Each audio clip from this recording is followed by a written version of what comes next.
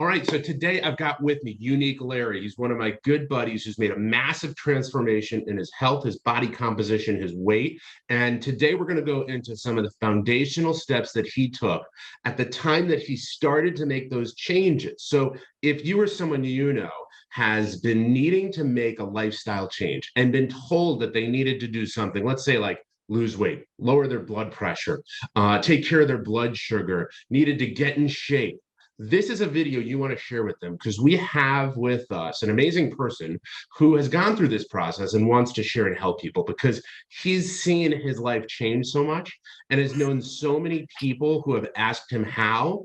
He's given the guidance individually, but he wanted to connect to wind up giving it collectively. Now, this is a way and a method that I found to be very successful for people, and I like to guide our patients on as well. So I felt like it'd be a great opportunity for you guys to hear it, not just from my mouth, but from someone who's done its mouth, who's doing it right now. And what we're going to get into today is going to be some of the first steps that he took on his journey towards changing his body composition, changing his health trajectory, and you can do it too. So these are going to be the steps you can implement as well. We're going to go through some of the things he did, some of the things he experienced, some things he learned that can help you in avoiding some of those experiences that he went through, and some other tips as well too. Larry, Unique Larry, it's a pleasure to have you with me. Thanks, doctor. Appreciate it. Always appreciate it. I've been on a roller coaster ride my whole life with weight loss. Now, when I say weight loss, you go to the scale and you look at that. Since then, I've realized I really didn't want to lose weight. I want to lose fat. Okay, everybody says, oh, I can lose weight, and they go on a diet, they lose weight, but they lose muscle, they lose water, they use, whatever, they can lose fat too. I wanted to concentrate on the fat. So I started reading books and listening to podcasts and seminars, and it led me to a ketogenic lifestyle. Now, it first came out back in the 70s when Atkins came out with the Atkins diet, which I thought was a bunch of baloney because back then we thought that eating fat made you fat. Saturated fat was horrible.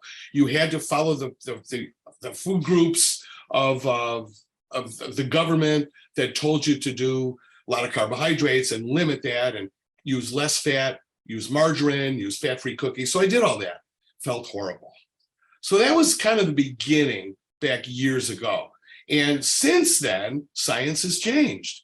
And they realized, oh boy, these even complex carbohydrates are a little tough because most people eat way too many anyway.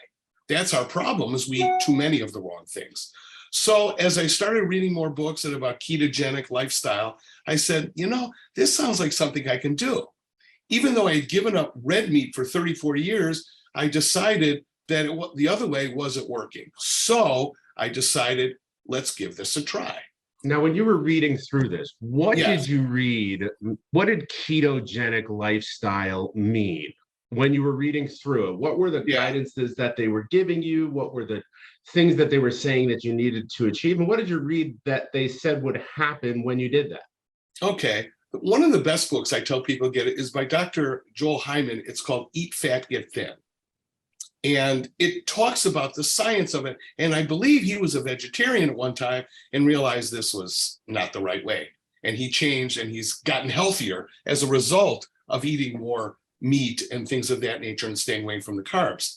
So that was it. I said, am I willing to give up rice and potatoes and pasta and sugar and juice, all the things that have a lot of sugar in there? And even though I just drank a little, it's not like I overate, but it's a lot easier to overeat carbohydrates than it is like meat or burgers or things of that nature. And I'm like, all right, this goes against everything I've ever learned, but I'm going to give it a try.